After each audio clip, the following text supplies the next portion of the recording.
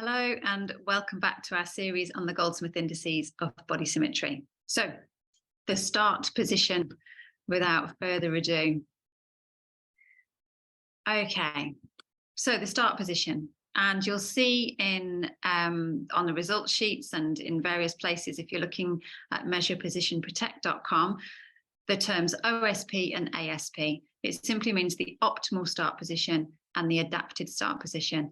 Optimal start position, when the knees are upright and at 70 degrees, the pelvis is level. Adapted start position is when we've moved away from that. And we always make a note of any adaptations that we make. So before you begin, does the child know? Does the family know that they're going to be measured? Well, is the parent going to be there, or the significant caregiver? Will they be there? I can't stress enough how important it is, if it's at all possible, that they are there. They will learn a lot about what it is that you're doing, but they'll also learn a lot about their child's body shape, which will help them in years to come to know when things are going astray. Is the child prepared?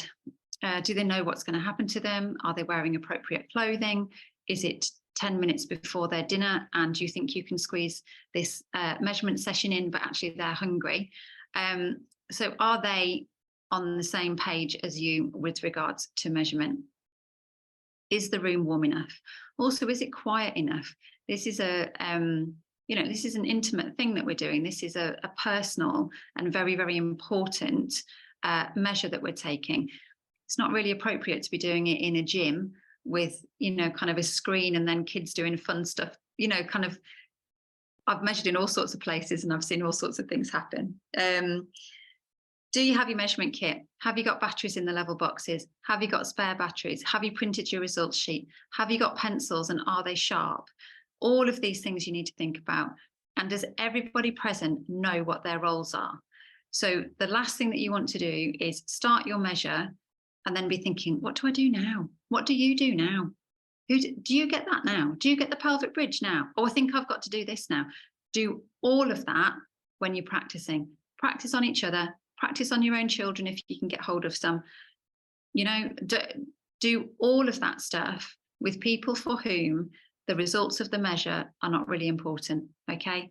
And the last one, have your level boxes been calibrated?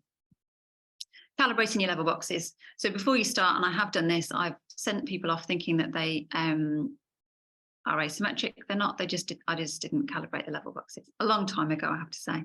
But your level boxes, put them on a surface that you know to be flat. So not a desk, not a table. You're going to need a windowsill if possible. And you press, there are 3 buttons on the level box, as you can see. So we've got on, off, hold, absolute zero, and 0. So what you need to do is you press the button and then 4 lines will appear on the level box, and then they will say that they are at 0. If it doesn't say that it's at 0, press the 0 button again, and then it will say that it's at 0. Nobody knows what the ABS thing is. It's can you see that? It's like you'll get this thing here that comes up. You don't want that. You don't want that little ABS thing. You want 0. Okay, so if you've got that, press the 0 button again, and you'll be fine. Some people, when they're measuring, they'll use the hold button because they get themselves really stressed out that the numbers are moving. I just wouldn't. Okay, just what you will find is the more that you do this, the more confident you will get at reading this level box. The difficulty when you press the hold button is that then when people move, they do, like, it's just it's just a little bit of a nightmare. You'll find it easier if you don't use the hold button. Okay, positioning the person. So usually children and young people are hoisted down onto the plinth. Don't just measure them where they land, okay? You need to straighten them up as much as possible. There is a central line on the mat. You would like their head on the line.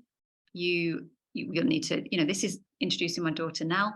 So if they just, if they're all over the place, then you're going to need to physically get them as straight as possible, and do that for everybody. Okay, so the midline should go, in this situation, it's up through the seam of Nell's shorts. So it should go absolutely centrally there, and the feet are supported. Next thing, we adjust the pelvic bridge. So whilst I, as the measurer, am checking that we've got the, the person's bottom exactly where it needs to be on that midline, assistant 2 is going to be doing this work. They're going to be adjusting that pelvic bridge. And can you see how the bottom of the pegs need to sit on the aces? All right. It doesn't matter if these are not equidistant. So what I tend to do is I'll leave one and I will adjust the other. It doesn't matter if this one's really close and that one's far away. It's fine. Sometimes that's easier, actually, when you are measuring. Sometimes if the level box is slightly off center, it can be easier to see. So you adjust the pegs, righty-tighty, lefty-loosey, unscrew them, move them, screw them back up again. Do not over-tighten them. It's a screw onto the plastic, and if you thread them, there is no going back from that. You've broken your pelvic bridge. You have to get in touch with us. You have to explain that you over-tightened the thing. So it's a nightmare. So just don't over-tighten them. Optimal start position, you can see here. So it's legs to 70, and it's that internal angle. It's a popliteal angle of 110 for those of you that are into your goniometry. 70 degrees, and it's both legs. So again, this is assistant 2's job.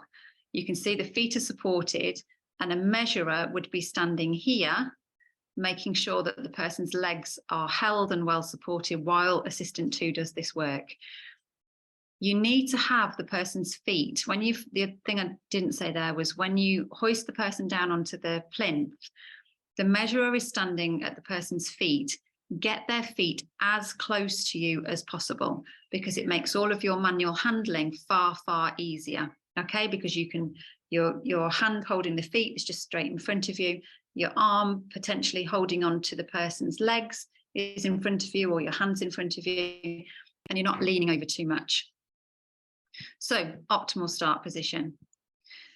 Next thing we do, so we've got the feet supported, we've got the legs to 70. Then what we're doing here is we're looking to see when the knees are upright, 0. Is the pelvis level? 0. And if it is, we just tick the box, which I'll show you in a second. We then do a small movement just to start over, and then we take that measure again. When the knees are upright, so the first place that we look is to here, and the second place we look is here. When the knees are upright, is the pelvis level?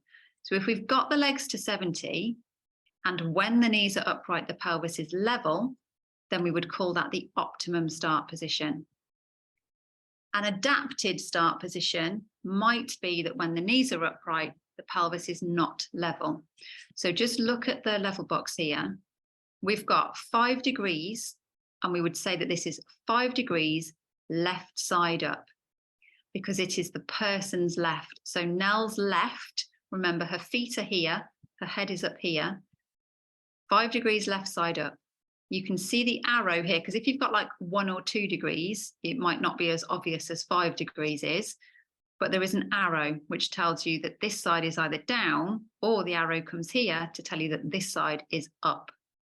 Okay, so this side is down, which means this side is up, 5 degrees, left side up.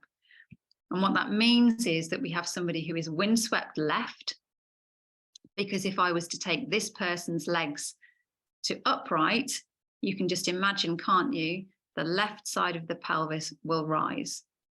So whichever side, when we look at when the knees are upright, if the pelvis is not level, whichever side is up is the side to which the person is windswept. What we then have to do is correct that.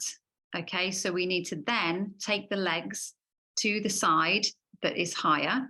So in this case, it's to the left, because it was left side up, until we get 0. So rather, as a measurer, rather than looking at the leg angle, that's kind of sticky up one in between the person's legs, I'm now looking at the pelvic angle. So I'm looking to see when that gets to 0, and I come back and I check, well, where did I have to hold the legs to achieve a level pelvis. The other adaptation that you might make is to the leg angle. So it could be in this circumstance, we've got the right leg to 70, but the left leg is at 50. And you've got two options. Either you leave the legs in this position and you carry on the measure, or you take the right leg also to 50. This is the second option is the one that I would tend to do, because I'm able to hold both feet far easier if they are both in the same place. And for the person that's being measured, they need to know that they are safe, secure, that I've got hold of them, that, you know, they're not going anywhere. So that to me is a much more stable position. Either way, you need to note down what it is that you do. So all adaptations you need to make a record of. So collecting the results, when the knees are upright. So first of all, we've got whether we've got to 70 degrees, that's fine.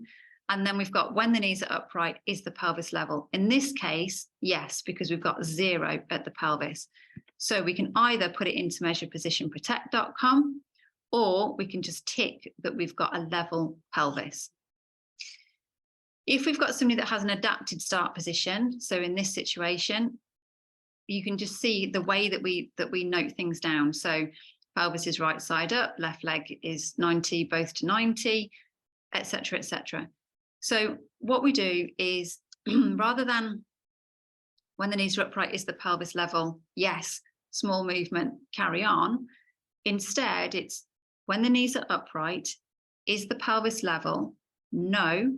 Where do I need to take the legs to get the pelvis level? Once we've established that, small movement, start again.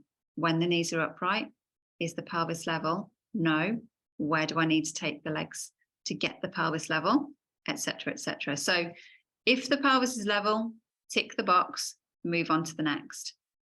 If the pelvis is not level, so we're 5 degrees right side up, straight away, where do I need to take the legs to get a level pelvis?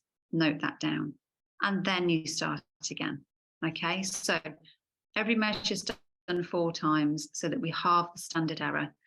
We're measuring living, breathing, often complicated individuals, so they won't stay still, okay? Nobody stays completely still. When you measure each other, you won't stay completely still.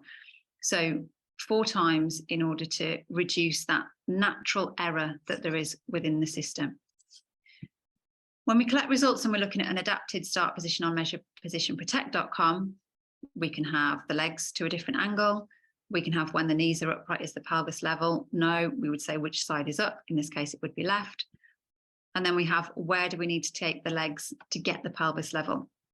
What's good about measuring using measurepositionprotect.com at the same time is that it spits out your answers as you're going. So I know that my average is 5.5 degrees left side up. And I know that my average of where I need to take the legs to get the pelvis level is 15.5. So I'm not trying to use a calculator or trying to do sums in my head in order to move on to the next part. So optimal start position and adapted start position. If you get stuck, Simple Stuff Works, absolutely get in touch with us. Free, unlimited CPD certified training if you have an Amy. Goldsmith and Goldsmith, if you'd like either myself and Anna Goldsmith to come out to conduct the measure with you and to look at, developing the report, looking at all of that sort of thing. Born at the right time for all CPD certified co-productive postural care delivery training. And finally, Clinical Excellence Online, which is an international panel of experts in their field. I'm one of that panel and provide coaching for paediatric therapists that are looking to improve their practice around measurement of body symmetry and delivery of postural care. My email, training@simplestuffworks.co.uk. Please do get in touch, and you can always call the office on 01827 307 870. Thank you. So just a really brief recap with our model, Nell, who is going to help us out and see exactly how all of that theory goes together. So as you know, I'm the measurer. We have Gemma, who is assistant 1, and we have Anna, who is assistant 2. So we've got Nell onto the plinth. We did that with the plinth nice and low. We've then made sure that she is as straight as possible, and we do that every single time that we measure. We've got her feet supported, and Anna is checking that she's got 70 degrees on both legs. So what we're looking for is that optimal start position. The next thing that we're going to do is we look for, when the knees are upright, is the pelvis level. So Anna will then swap. She takes away the goniometer and she brings in the pelvic bridge. And then remember, I've got 2 options. I've got the plinth nice and high so that I'm not leant over. And I've got Nell as far towards me as possible so that I can support her feet. So my 2 options are that I'm holding her feet, and because Nell's got really good control, I can control her legs just with the one hand, or it may be that I need to come round and control her legs with my arm. Remember, for the start position, Anna is able to leave the pelvic bridge in place while we're trying to establish the relationship between the legs and the pelvis. So when the knees are upright, is the pelvis level? And we record on the result sheet, if the pelvis is level, it's simply a tick in that second table on the result sheet. If the pelvis is not level, so let's say that we've brought the knees upright and we're higher on Nell's left, then what we would need to do is we would need to take Nell's legs to the left in order to level off her pelvis, and we would record that on the result sheet. So the start position, in supine, legs to 70 degrees, and it's that internal angle. It's a popliteal angle of 110. Legs to 70, when the knees are upright, is the pelvis level. If the pelvis is not level, where do I need to take the legs to get the level pelvis? As soon as I know where I need to hold the legs, either upright or at an angle, we are able to establish whether Nell is able to achieve the optimal start position, or are we using an adapted start position? Then we can measure the chest.